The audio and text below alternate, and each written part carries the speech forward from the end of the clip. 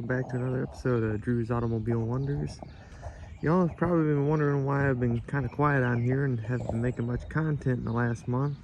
Well, it's because I've been sort of preoccupied. I got a new garage floor, and it's been a hell of an experience cleaning the garage out and getting everything ready for it and preparations and all that. And we managed to paint the walls, put a coat of paint on the walls as well. And it's still a work in progress, and I still gotta do a lot more to it, of course. In the long run, I plan on putting a lift in here on this side where the race car is, as you can see. I plan on refurbishing these windows, which I wasn't going to until I discovered the window frames were still there by pulling the boards and stuff off the wall. And after I clean the shelving units and stuff out of here, as y'all have probably saw in previous videos in here. I also plan on doing LED lighting all the way around. Same lights as these, but I'm just gonna get more of them. They all plug into one another. I'm gonna organize the wiring and the cords and stuff up there and make it a lot brighter in here, hopefully. And it's already a much brighter in here with the white paint and the new floor. It really brightened things up in here. It's very incredible how much things changed in here with just a concrete floor and a little bit of paint. And it's still not over yet. I still got some work to do. But I want to first of all, I want to give a big shout out to AF Concrete, AF Custom Concrete up in Flat Rock. Anthony, thank you very much for doing such a fantastic job on this floor. It is everything I've wanted and then some. I gave it 2 weeks to cure just to be safe. So I just started parking vehicles in here. I just parked the race car in here last night. It's been a little over 2 weeks, so I finally started moving stuff in.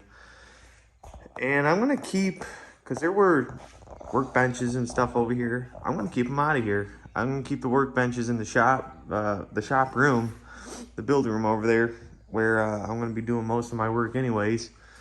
And I'm gonna leave it nice and open in here, especially if I'm gonna put a lift in here, because I put a lift in here, I'm likely gonna do a 2-post.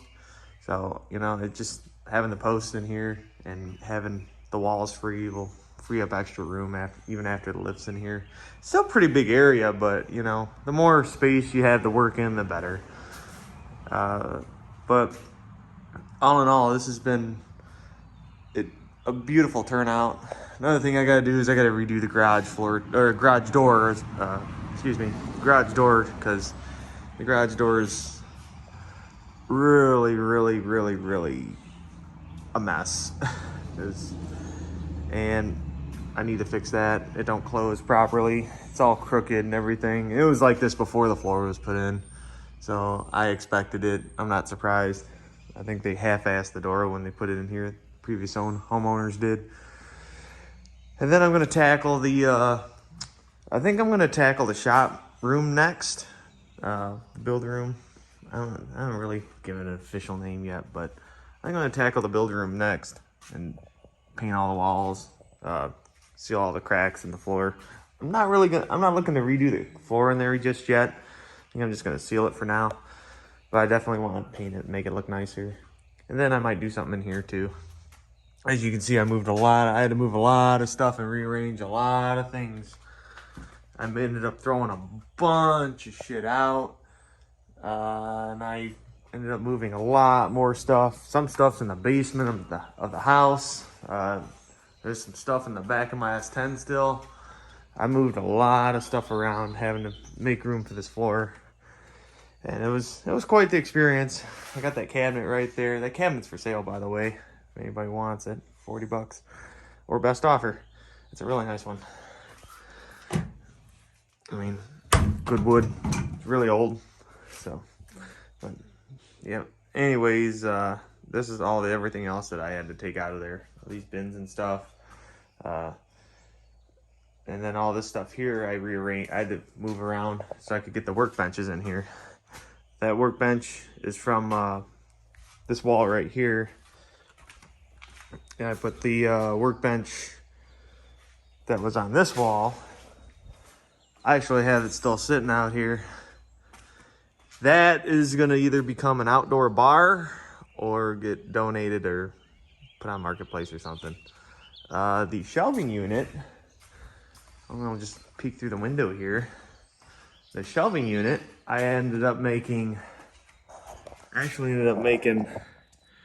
a table for my gun range for when we shoot from the long, from far back. So I don't have to move that other table around right there. That other table, if anybody recognizes it, it's actually out of the tractor bay. So I wanted to give myself a second table so we didn't have to lug that heavy ass thing up here. But see how it works. Just something to set my guns and ammunition and all my equipment on and stuff. So that's that. And I did a lot of petty stuff too. I actually don't look as bad in here as I did, but I had to pack a lot of shit in these cabinets and stuff. So now I'm in the process of unpacking things and kind of going through stuff, see what I gotta throw away, see what I have left over to throw away, donate, or get rid of. I got a bunch of battery cores down here I gotta get rid of. And the cabinet, like I said, I gotta get rid of that. There's a few other things I gotta get rid of. And especially in here, you know, I gotta go through these bins and get rid of things, and because I need to make room so I can work on stuff, because there's a lot more afoot. Hi. For those who don't know, this is Apollo. He is 4.5 months old. He is a German Shepherd. He is mischievous, and he can be a menace because he's still a puppy. But he's my boy, and he's gonna be huge when he's fully grown. This is gonna be my official. He's gonna be my shot buddy when I'm working in there. Trying to train him too. If he's not eating things he shouldn't be eating, stop eating that. No. Stop eating. You can't be eating. Don't be eating dirt. Lay down. Hey. Hey. Go on. Go. No digging. Lay down. Hey. No. No. Come here. Come here. Over here. Come on. Good boy. Come on. There you go. Lay down. Lay down. He's still in the puppy phase, but he don't look like it. He's been getting huge. I mean, he's got to be at least 50 pounds already. But anyways, that's my puppy. So as you can see, there's more things afoot here. And those of you that noticed going through this video since I started it, if you notice, there's an engine on the ground here, and the truck looks a little bit lighter in the front now. Well, that's because last night I pulled the motor out of this because I'm finally planning to put a big block in it.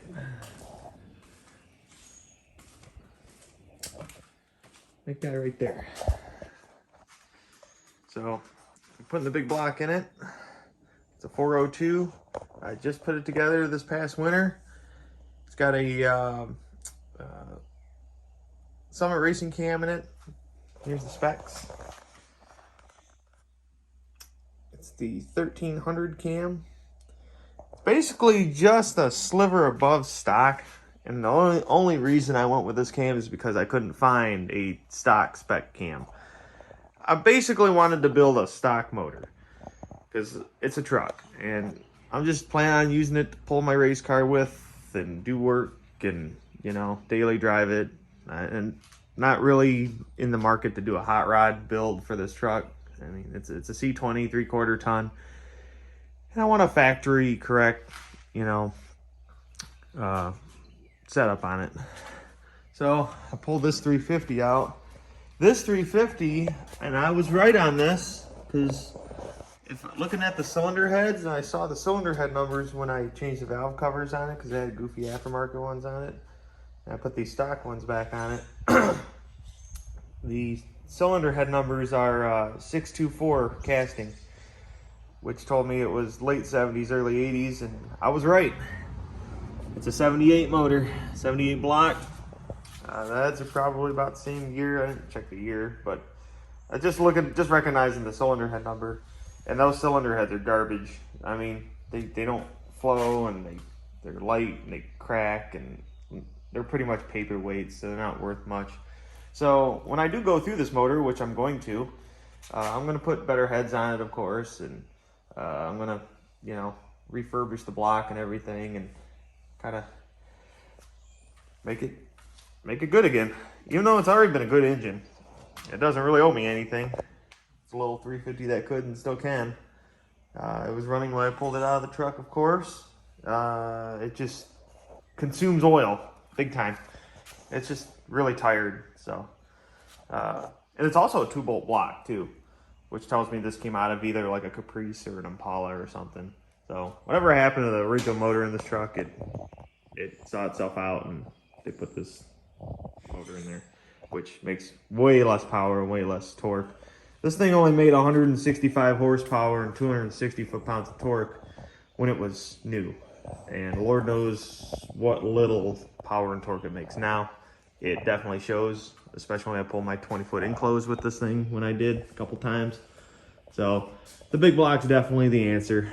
And I'm also going to be doing, not today, but because I don't feel like doing much today because I did a lot last night, but the transmission's also coming out, and I'm also going to be rejuvenating the trans a little bit too. And I didn't realize how big these 465s are. Way bigger than the 303 that was in my F100. So that'll be interesting. That'll be a bear to get out of there. But it's nice. I like the way they mount them in these. It was really easy to get this motor out because the transmission has its own front mount on it, which is really cool. I wish they still did that instead of just you know, joining the drivetrain together on, you know, 3 mounts. They put the trans on its own cross member right there in the front. So when I pulled the motor out, the trans just stayed still, and the motor just unplugged itself and just came right out.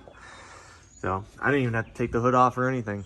I put a blanket over the front so I didn't bash up the grill or anything, and I ended up pulling it right out. It took me 10 minutes.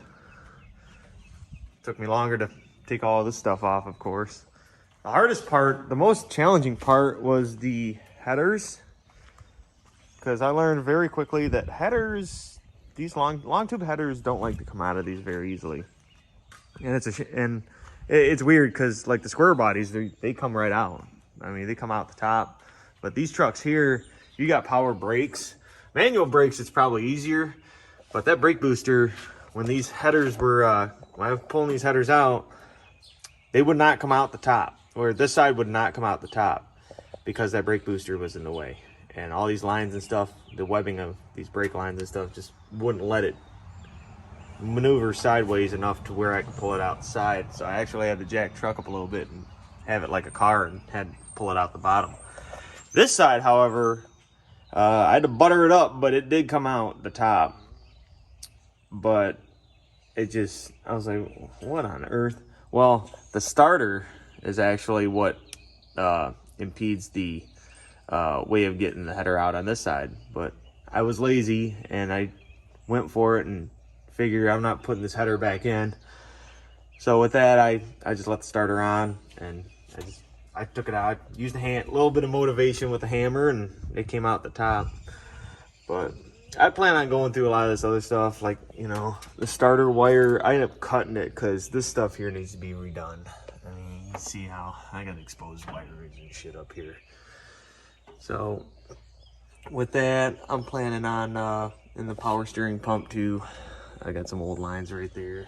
Fuel line, which I still have clamped. That's all mushy and shit from alcohol, base fuel running through it, eating it up. And yeah, I gotta do a little bit of refurbishing, and I gotta clean this engine bay out too. I think I'm gonna take a pressure washer to it and get all this gunk out of here. But it just amazed me how easy this was. I mean, I didn't even throw any cuss fits or anything. But it went very smoothly. A couple days worth of work, and I took my time with it, and I could have realistically got it all done in a day. I just decided to take my time with it. Did a little bit here, a little bit there. But last night it was 11 o'clock. I'm like, Well, I got all the bolts out. Took the bolts out of the trans side and got the mounts up. I'm like, you know what? Let's see if it'll come out. So I pulled the cherry picker over here, and I didn't even take the hood off. Like I said, I was just gonna see if it would just come out, and sure enough, it did. So very pleased. So that's all. That's how that's been going. As you can see, I got the brass radiator. I'm gonna keep the brass radiator. It's a really good radiator. It's really thick. It's multiple cores in it. Got the carburetor. I think what I'm gonna do, because I want to run Holley EFI on it, of course. I want to get the Holley Quadrajet style sniper for it. But I'm gonna wait on that. I'm going to fire it up and do the break-in with the carburetor, so I'm not fighting myself trying to get the Holley going.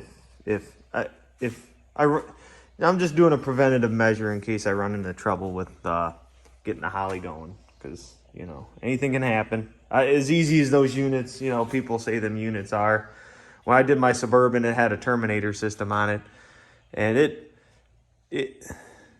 it fired up, but it ran, you know, rough and stuff like that. And, you know, I don't want it to have to go through the self-tuning and, you know, while I'm trying to break a cam in and having it, you know, throw a bunch of fuel down into the cylinders and washing them out and getting oil contaminated like that, you know, crazy shit like that. So I'm going to play it safe and just run the carburetor on top to break it in, and then I'm going to get my fuel injection later on.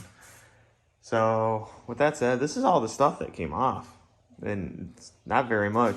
Oh, and one more thing that gave me a hard time. There was the only other thing that gave me a hard time was the clutch linkage. It was really, it was clapped. So I had to get a hammer, screwdriver, chisel it, basically chisel the pivot out of there. And it had to come out with a little bit of motivation out of that slot right there. All that stuff was so...